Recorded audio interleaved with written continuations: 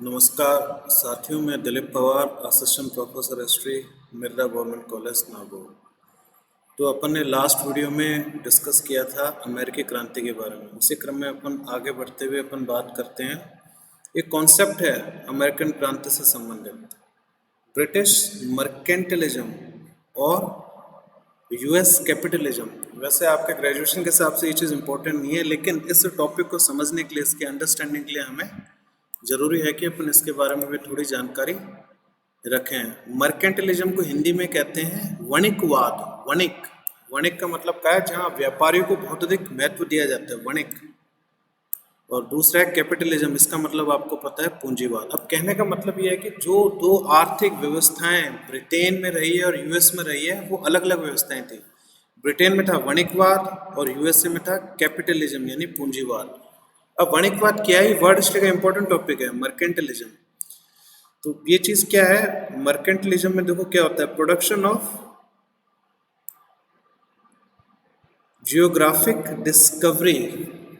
अब इसमें लिखा हुआ है कि भौगोलिक खोज की गई, नए नए कॉन्टिनेंट, नए नए जो द्वीप हैं, महाद्वीप हैं, उनको खोजा गया। इसके माध्यम से क्या हुआ? व्यापार पूरी दुनिया में बढ़ा। और इस व्यापार का एक सूत्र कहाँ था? यूरोप में जाता रहा, ब्रिटेन में जाता रहा, इटली में जाता रहा। वहाँ के लोगों ने अलग अलग भौगोलिक भूभागों को खोजा, जो सब कॉन्टिनेंट्स हैं उनको खोजा, और वहाँ पे उन्होंने व्यापार का विस्तार किया।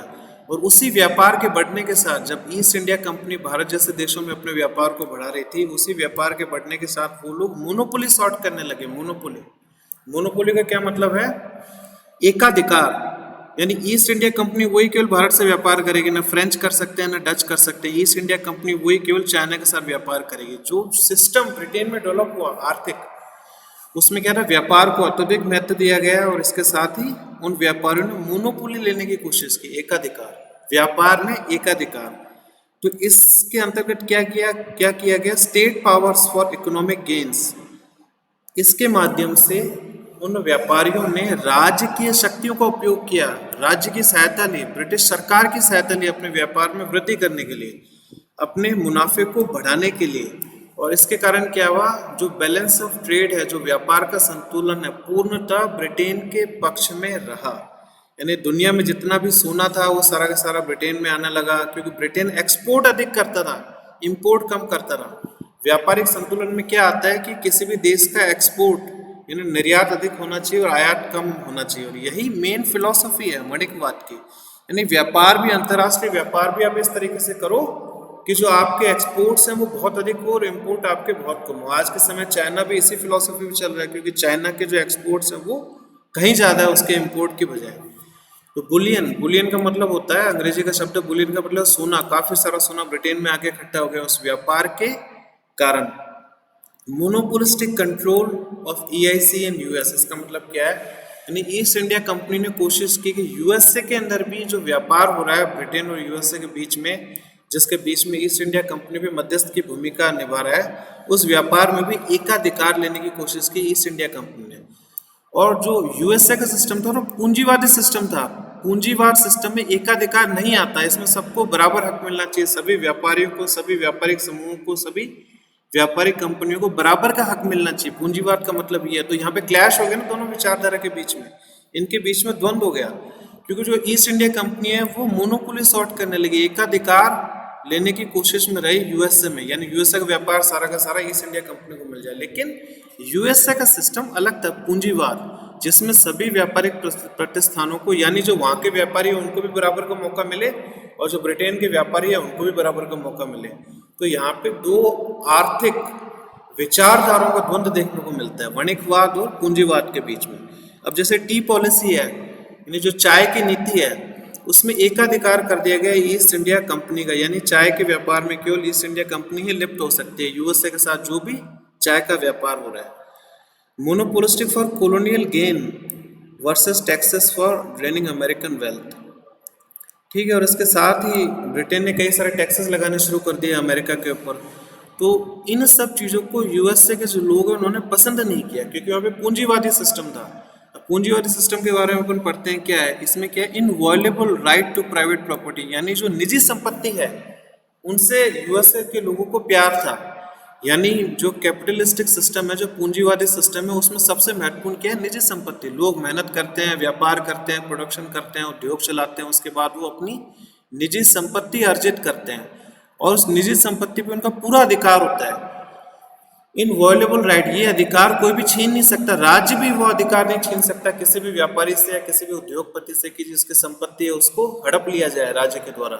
ये उनको इनवॉल्युबल अधिकार दे रखा है, इस अधिकार को कभी भी गिव अप नहीं किया जा सकता।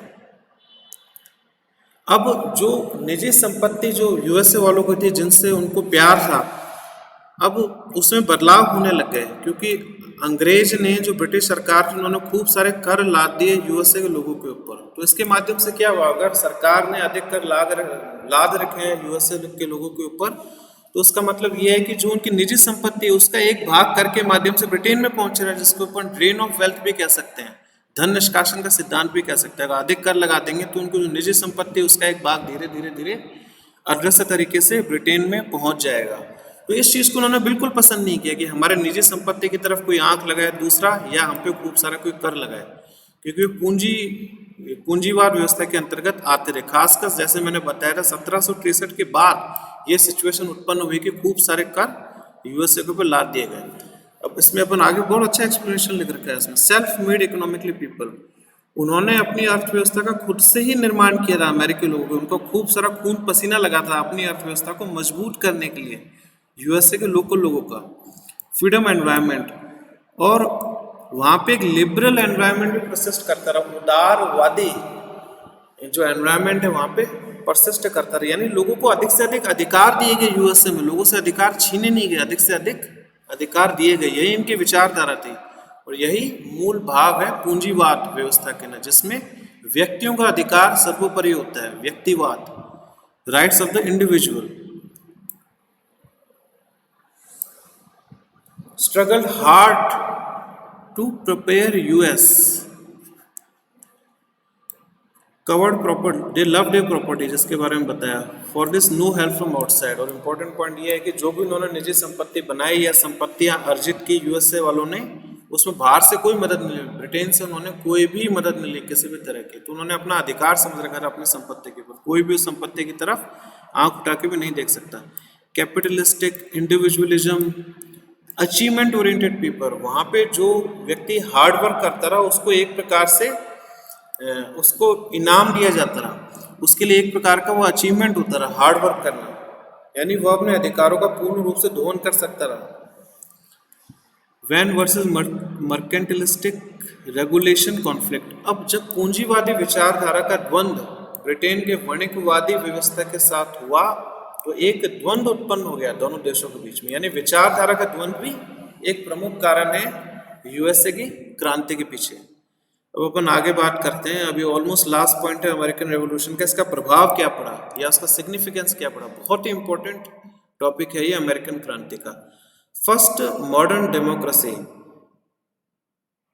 पहली लोकतांत्रिक, आधुनिक लोकतांत्रिक व्यवस्था को जन्म दिया गया यूएसए में, क्योंकि यूएसए एक प्रकार की डेमोक्रेसी था, लोकतंत्र था, और इसी कारण खूब सारे लोकतांत्रिक जो विचार हैं वो फलने फूलने लग गए यूएसए में। It enhanced democratic ideas in USA, in उदारवादी वातावरण बन गया अमेरिका में, काफी ज्यादा लोकतंत्र को बढ़ावा मिला, लोकतंत्रवादी ताकतों को बढ़ावा मिला। लिबर्टी, इक्वालिटी, फ्रेटर्निटी, जो फेमस नारा है फ्रेंच रेवोल्यूशन का, उसको यहाँ पे बढ़ावा दिया गया। लिबर्टी, इक्वालिटी का मतलब होता है समानता, इक्वालिटी, फ्रेटर्निटी का मतलब होता है भाईचारा, और लिबर्टी का मतलब होता है उदारवादिता। तो ये जो तीनों जो क्वालिटीज है इनको काफी अधिक बढ़ावा दिया गया। एनलाइटनमेंट आइडियाज, और इन्हीं से ही एनलाइटनमेंट आइडियाज निकल के आए। एनलाइटनमेंट क्या कहते हैं? जो प्रबोधन का काल है यूरोप में, जिसने काफी दूरगामी परिणाम यूरोप में लेके आया। एनलाइटनमेंट के जो आइडियाज है, जो विचार है, उन्होंने वहाँ के लोगों को जागरूक कर दिया, जो प्रबोधन का काल है यूरोप के अंदर। तो ये सारे मिलते जुलते विचार हैं जो यूएसए में भी रहे हैं। कहने का मतलब ये है कि जो यूएसए में इस समय में लिबर्टी, इक्वालिटी, फ्रेटर्निटी और लोकतंत्र के तत्वों पे जो बढ़ावा दिया गया, उसी ने ही आगे चल के प्रबोधन के काल को प्रभावित किया यूरोप में। आप समझ रहे हैं ना, यूरोप में प्रबोधन का काल बाद में आया है, यूएसए की क्रांति पहले हुई है। तो ये जो लोकतंत्रवादी तत्व यूएसए में मजबूत रहे, इन्होंने बढ़ावा दिया, सहायक भूमिका प्रदान की एनलाइटनमेंट आइडियाज की यूरोप के अंदर।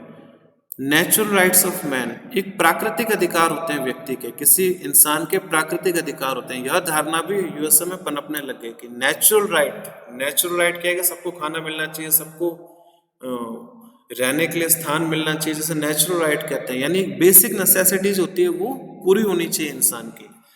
और नेचुरल राइट्स ऑफ मैन है उसको शामिल किया गया अमेरिका में बिल्स ऑफ राइट में। बिल्स ऑफ राइट क्या है, जिसको फंडामेंटल राइट भी कहा जाता है। पॉलिटी का क्वेश्चन है, जो फंडामेंटल राइट अपन किसे कहते हैं, मूलभूत अधिकार, यानी जो मूलभूत अधिकार है उसका सबसे पहला प्रमाण दुनिया में हमें देखने को मिलता है bills of right, American constitution से संबंधित है। यानी बिल्स ऑफ राइट से निकल के आगे चल के मूलभूत अधिकार अलग अलग देशों ने अपनाए, तो उसकी शुरुआत बिल्स ऑफ राइट से हुई है।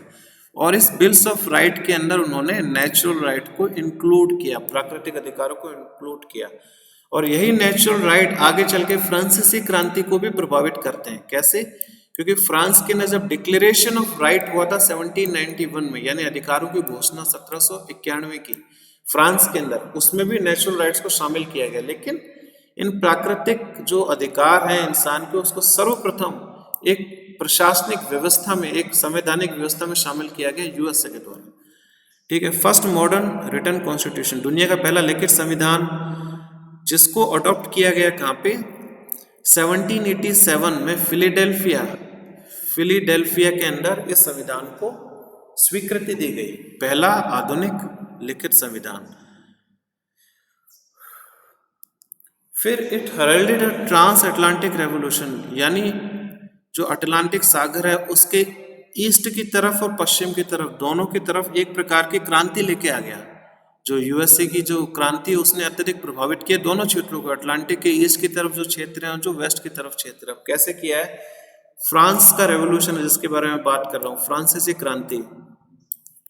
फ्रांसीसी क्रांति के अंतर्गत क्या हुआ, जो फ्रांस थे उसको खूब सारे ये पॉइंट क्या लिखा हुआ है कि जो यूएसए की क्रांति उसने फ्रांस की क्रांति को भी प्रभावित किया।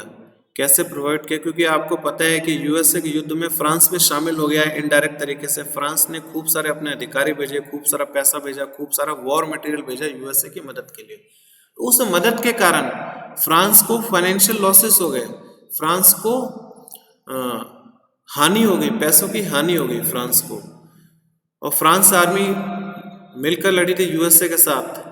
अब जो लिबर्टी, इक्वलिटी, फ्रेटर्निटी के आइडियाज जो यूएसए में उन सैनिकों ने, जो फ्रांस के सैनिकों ने देखे, उनको समझा, उनको एक्सपीरियंस किया कि यूएसए में लिबर्टी, इक्वलिटी, फ्रेटर्निटी के विचार है, यहाँ पे काफी अधिक प्रबल है, उन्हीं आइडियाज को फ्रांसीसी सैनिक अपने साथ वापस फ्रांस में लेके चले गए। तो यूएसए की क्रांति का भी एक अहम योगदान है फ्रांस की क्रांति में।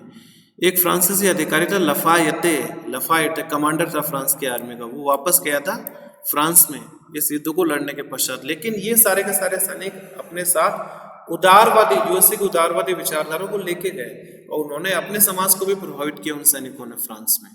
फिर जो दूसरा जो क्रांति है जिसको प्रभावित किया, आयरलैंड की क्रांति हुई थी 1798 में, उसको भी प्रभावित किया अमेरिकी क्रांति ने। फिर लैटिन अमेरिका में क्रांति हुई थी 19वीं शताब्दी के प्रथम फर्स्ट हाफ के अंदर, उसको भी प्रभावित किया। स्पेनिश रेवोल्यूशन हुआ था 1820, ठीक है, स्पेन के अंदर एक क्रांति हुई थी 1820, उसको भी प्रभावित किया अमेरिकी क्रांति ने। क्योंकि आप देखो ना, अमेरिकी क्रांति कब हुई, 1770s के आसपास हुई अमेरिकी क्रांति। सबसे पहली विश्व इतिहास की महत्वपूर्ण घटना है अमेरिकी क्रांति। उसके बाद ये सारे के सारे जो घटनाएं हैं होती है, जैसे फ्रांस की क्रांति हो गई, वो बाद में हुई है, स्पेनिश रेवोल्यूशन बाद में हुआ है, आयरलैंड की क्रांति बाद में हुई है।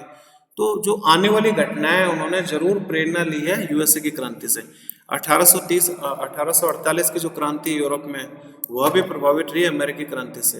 तो कंटिन्यूएशन, जो क्रांति का सिलसिला शुरू हुआ, जो अमेरिकी क्रांति, जो प्रथम बार क्रांति हुई पूरी दुनिया के अंदर, एक व्यवस्था के विरोध में, ब्रिटेन के विरोध में, एक औपनिवेशिक देश के विरोध में, वह सिलसिला लगातार कंटिन्यू रहा। कैसे कंटिन्यू रहा? जो आने वाली क्रांतियां वह आगे घटित होती रही अमेरिकी क्रांति से प्रेरणा लेते हुए।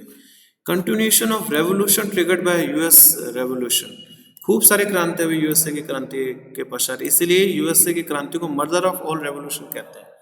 यानी मदर ऑफ ऑल रेवोल्यूशन यानी सबसे बड़ी क्रांति जिसने आने वाली क्रांतियों को जन्म दिया। फिर जो ब्रिटेन और फ्रांस के बीच में जो कटु संबंध बने यूएसए के कारण, क्योंकि यूएसए के युद्ध में फ्रांस ने यूएसए को मदद की, तो फ्रांस और ब्रिटेन के बीच में जो आपसी संबंध है वो बहुत अधिक बिगड़ गए। तो इसके कारण क्या हुआ, इन बिगड़े हुए संबंधों ने यूरोप का जो इतिहास है उसको पूर्ण रूप से प्रभावित किया है। 1791 से लेकर 1815 तक पूरी की पूरी जो यूरोपियन हिस्ट्री है वह किससे प्रभावित हुई है, ब्रिटेन और फ्रांस के बीच में जो संबंध बिगड़े हुए हैं, इनके बीच में जो युद्ध चल रहे हैं, इनके बीच में जो अच्छे संबंध नहीं है, उसने पूरे के पूरे यूरोपियन इतिहास को प्रभावित किया है। और इसका सिलसिला कहाँ से शुरू हुआ, यूएसए की क्रांति से शुरू हुआ, जहाँ पे फ्रांस ने यूएसए को सहयोग दिया, ब्रिटेन नाराज हो गया।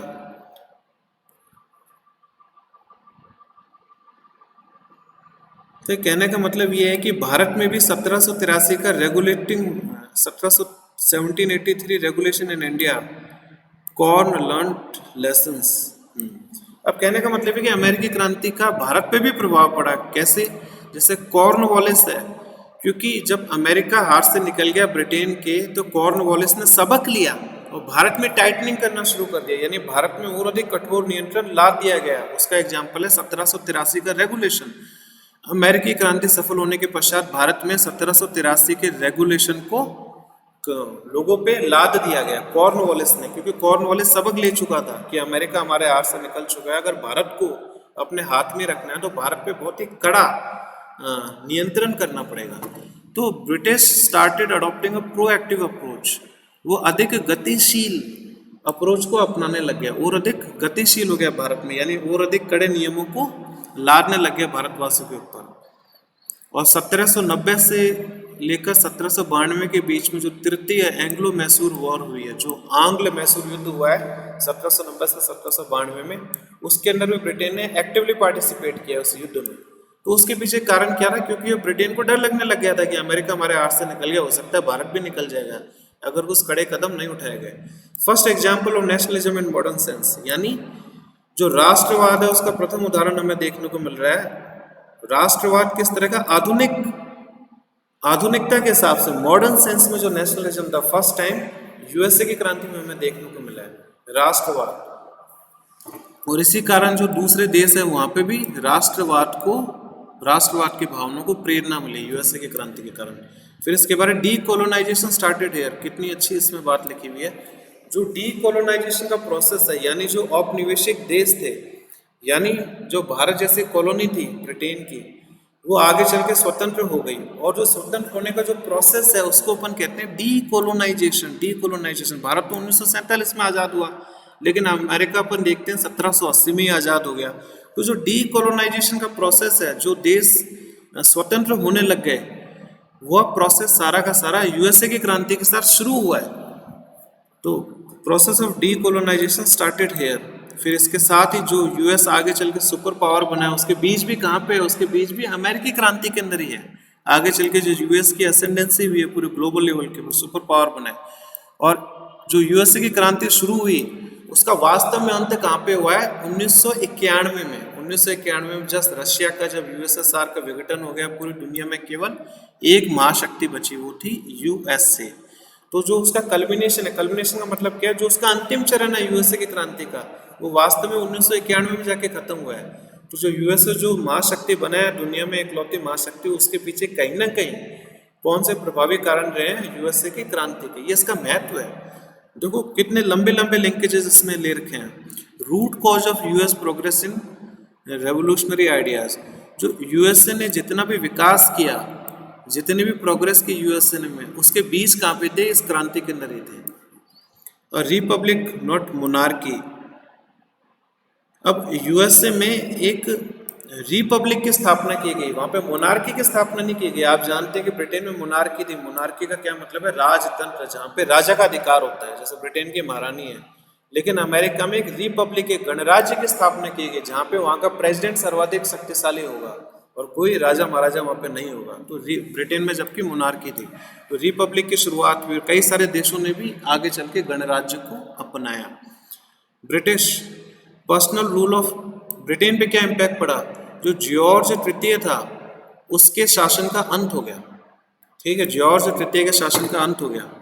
एंड कैबिनेट सिस्टम रिवाइव्ड, और जो ब्रिटेन में जो कैबिनेट सिस्टम था उसको दोबारा शुरू किया गया। कैबिनेट सिस्टम क्या होता है, जहाँ पे जो मुख्य अधिकारी होते हैं, जो मंत्रीगण होते हैं, उनके पास सर्वाधिक शक्तियां होती है। ब्रिटेन की महारानी के पास भी इतनी शक्तियां नहीं होंगी जितनी उन मंत्रियों के पास शक्ति होंगी। कहने का मतलब ये है कि अमेरिकी क्रांति का यह प्रभाव पड़ा कि जो क्वीन है, जो राजा है, जो रानी है इंग्लैंड की, उसकी शक्तियां कम हो गई। कैबिनेट सिस्टम वहाँ पे अडॉप्ट कर लिया गया। कैबिनेट सिस्टम का मतलब क्या है, जो मंत्रीगण है जो सलाह देते हैं महारानी को, तो वो अधिक शक्तिशाली हो गए। कॉन्स्टिट्यूशनल लिबर्टीज, संवैधानिक अधिकार ब्रिटेन के लोगों को दिए गए इसके पश्चात, अमेरिकी क्रांति के पश्चात, यानी इजाफा हुआ संवैधानिक अधिकारों का। फर्स्ट फेडरल रिपब्लिक, दुनिया की पहली फेडरल गणराज्य फेडरल रिपब्लिक की स्थापना की गई।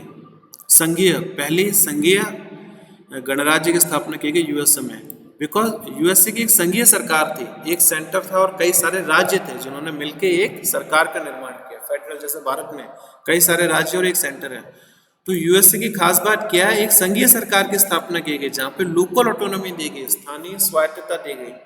एक यूनिक कॉम्बिनेशन था जहाँ पे सेंटर भी शक्तिशाली है, उसके साथ साथ राज्यों को भी अच्छे खासे अधिकार दे रखे हैं। भारत में राज्यों को इतने अधिक अधिकार नहीं दिए गए, लेकिन यूएसए में राज्यों को अत्यधिक अधिकार दिए गए। तो यूनिक कॉम्बिनेशन था फेडरल गवर्नमेंट का। New colonial policy on liberalism, mercantile to free trade. हाँ, एक दुनिया की अर्थव्यवस्था में भी बदलाव हुआ, क्योंकि हम पहले देखते हैं कि जो ब्रिटेन है वहाँ पे मर्केंटाइल फिलोसफी थी, जिसके बारे में अपन ने बात की, यानी वणिकवाद की विचारधारा अधिक प्रबल थी। लेकिन यूएसए की क्रांति के पश्चात उसमें भी बदलाव होने लग गया। जो वणिकवाद की जो विचारधारा है वो खत्म होने लगी, उसके स्थान पर नई आर्थिक विचारधारा कौन सी आई, मुक्त व्यापार की नीति।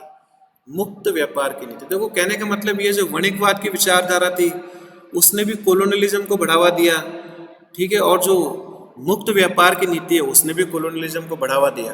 तो दोनों ने ही कॉलोनियलिज्म को बढ़ावा दिया एक तरीके से, लेकिन एक आर्थिक विचारधारा में बदलाव आ गया। जो कॉलोनियलिज्म के फेजेज हैं वो सेकंड फेज में एंटर कर गया यूएसए की क्रांति के पश्चात। मर्केंटाइल से लेके फ्री ट्रेड के अंदर वो एंटर कर गया। फिर इसके आगे, against European monarchy, imperialistic Wars, feudalism, colonial mercantilism, यानी जो अमेरिकी क्रांति किस किस के खिलाफ थी, वो यूरोप के राजतंत्र के खिलाफ थी। वह जो साम्राज्यवादी युद्ध हो रहे थे अधिक से अधिक साम्राज्य को बढ़ाने के लिए, उसके खिलाफ थी। इंपीरियलिस्टिक वॉर्स के खिलाफ थी, साम्राज्यवाद के खिलाफ थी। फ्यूडलिज्म के खिलाफ थी, जो सामंतवादी व्यवस्था थी पूर्व की, उसके खिलाफ थी अमेरिकी क्रांति। कॉलोनियलिज्म, जो उपनिवेशवाद है उसके खिलाफ थी। मर्केंटलिज्म, वणिकवाद के खिलाफ थी। तो इन सभी विचारधारों के खिलाफ थी यूएसए की क्रांति। In contrast to other revolution it achieved what it set out to do. देखो बहुत इंपॉर्टेंट और बहुत ही बढ़िया इसमें डिफरेंस बता रखा है, मोर लिबर्टी देन पास्ट। यानी जितनी अधिक क्रांतियां हुई है, जितनी और क्रांतियां हुई है दुनिया से, उनके कंपैरिजन में जो अमेरिकी क्रांति है वह बिल्कुल डिफरेंट थी। कैसे? In contrast to other revolution, जो दूसरी अन्य क्रांतियां हुई है उसके बजाय जो अमेरिकी क्रांति हुई है, अमेरिकी क्रांति ने वह सब कुछ हासिल किया जो उसका उद्देश्य था। यानी it achieved what it set out to do, यानी जो भी इसने अपने उद्देश्य बनाए थे कि हमें उदारवाद को बढ़ावा देना है, हमें गणराज्य की स्थापना करनी है, उनको सक्सेसफुली अंजाम तक पहुंचाया। यानी सभी उद्देश्यों को पूरा किया गया क्रांतिकारियों के द्वारा। यानी एक हाईली सक्सेसफुल रेवोल्यूशन है, अत्यधिक सफलता पूर्वक इस क्रांति को अंजाम दिया गया। और इनका जो उद्देश्य क्या था कि जो लोग हैं, जो अमेरिकन्स हैं, जो पहले जिन अधिकारों को दोहन कर रहे थे उनसे कहीं अधिक अधिकार लोगों को दे दिए जाए। तो धीरे धीरे इस क्रांति के पश्चात लोगों के अधिकारों में अत्यधिक इजाफा हुआ। लोगों से अधिकार छीने नहीं गए इस क्रांति के माध्यम से, उल्टा लोगों को वाकई में काफी बड़े अधिकार दिए गए। और restoration of violated rights, real revolution, slavery, not an egalitarian like France. अब इसमें एक कमी यहाँ पे लिख रखी है कि क्या था कि जिन अधिकारों को कम किया गया इस क्रांति के पश्चात, उन्हीं अधिकारों को दोबारा दिया गया अमेरिकी क्रांति के पश्चात। So it was a restoration of violated rights, जिन अधिकारों का हनन हुआ था उन्हीं अधिकारों को दोबारा लोगों के बीच में दिया गया। तो वाकई से अपन एक क्रांति कह सकते हैं, क्योंकि क्या है, यूएसए में भी जो स्लेवरी, जो दास प्रथा है वो विद्यमान रही। यूएसए की क्रांति के बावजूद भी इतनी लिबर्टी, इक्वालिटी, फ्रेटर्निटी की बातें करने के बावजूद भी जो दास व्यवस्था थी यूएसए में कायम रही, उसको काफी आगे चल के खत्म किया गया एक सिविल वॉर के माध्यम से, गृह युद्ध के माध्यम से। तो क्या ये वाकई में एक रेवोल्यूशन है? अपन इतनी बड़ी बड़ी बातें कर रहे हैं लेकिन दास व्यवस्था क्रांति यह क्रांति नहीं कर पाई। और जो यहाँ पे यह कहा जाता है कि जो फ्रांसीसी क्रांति थी वो सही मायनों में वाकई इगैलिटेरियन क्रांति थी। इगैलिटेरियन का क्या मतलब है? जहाँ पे समानता पूर्वक अधिकार सभी को दिए गए। फ्रांसीसी क्रांति का मोटो ये था कि जनता के बीच सभी जनता के पास बराबर के अधिकार होने चाहिए। उसका जो नेचर था फ्रांसीसी क्रांति का, फ्रेंच रेवोल्यूशन का इगैलिटेरियन नेचर था, समानता पूर्वक प्रकृति थी फ्रांसीसी क्रांति की। चलो इसके साथ ही अपन ये खत्म करते हैं और इसके बाद अगला यूएस कॉन्स्टिट्यूशन है जो आपके कोर्स के अंदर नहीं है ग्रेजुएशन में। तो अपन यूएस रेवोल्यूशन है वो अपन ने आज खत्म कर दिया। आपका बहुत बहुत धन्यवाद। 25